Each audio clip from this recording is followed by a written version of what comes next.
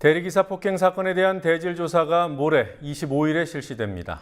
이번 대질 조사는 대리기사가 아닌 목격자들과 유가족들 사이에 쌍방 폭행이 있었는지 여부를 따지게 될 것으로 보입니다.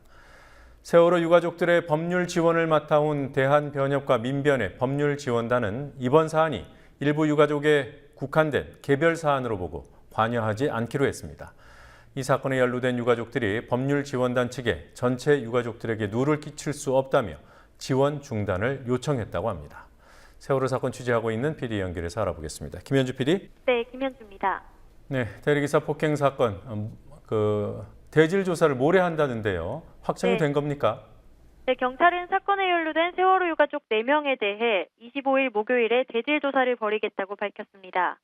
이에 따라 김병권 씨와 김형기 씨 등 세월호 유가족 4명과 목격자 3명이 대질 조사를 받게 됩니다.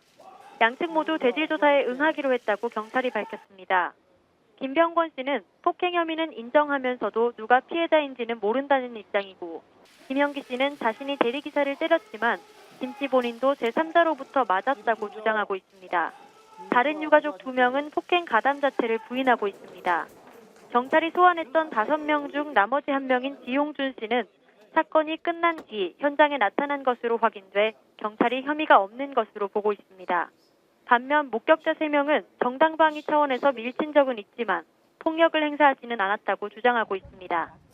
한편 경찰은 사건 당시 현장에 있던 새정치민주연합 김현 의원에게 내일 오전 10시에 출석하라 했지만 김 의원은 오후 5시 15분쯤 영등포 경찰서에 모습을 보였고 현재까지 조사 중입니다.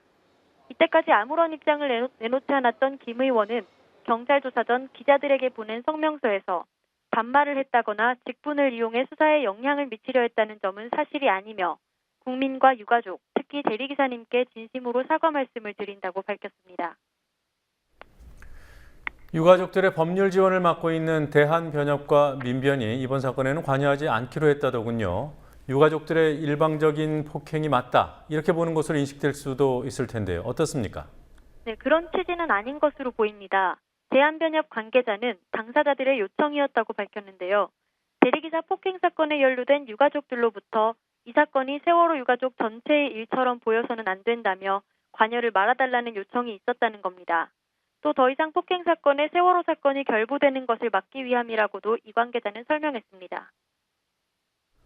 세월호 유가족들이 대학생들을 만난다고 하더군요. 일회성인가요? 아니면 지속되는 일정인가요? 10월 2일까지 10여 개 대학교에서 진행되는 지속적인 일정입니다. 어제 이화여대를 시작으로 오늘은 서울대, 동국대, 서울여대, 고려대에서 세월호 유가족들의 캠퍼스 간담회가 열렸습니다. 오늘 서울대 간담회에는 100여 명의 학생들이 참석했는데요. 유가족들은 세월호 특별법을 만드는 일에 대학생들이 함께 힘써주기를 호소하고 있습니다.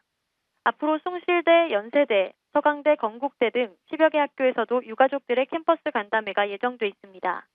광화문에서도 유가족 국민 간담회가 오늘부터 매일 5시에 열립니다. 간담회 첫날인 오늘은 20여 명의 시민들이 둘러앉아 질의응답하는 시간을 가졌습니다. 네, 박근혜 대통령이 오늘 뉴욕에 도착했습니다. 재미교포들 예고된 시위가 이어지고 있는 상황이던데요. 오늘 상황은 어땠습니까? 뉴욕 현지 시간으로 어제 저녁, 우리 시간으로 오늘 아침에 박근혜 대통령이 묵을 숙소 앞에서 10여 명의 한인들이 기습 시위를 벌였습니다. 시위 참석자들은 세월호 희생자 영정과 박근혜 퇴진 피켓을 들고 세월호는 비극이다, 박근혜는 물러가라 등의 구호를 외치며 호텔 정문을 향해 걸어갔습니다. 정문 앞에서는 호텔 관계자들에 의해 제지당해 호텔 앞 한쪽 구석에서 시위를 이어가기도 했는데요.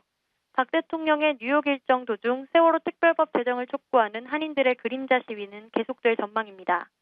지금까지 국민TV 뉴스 김현주입니다.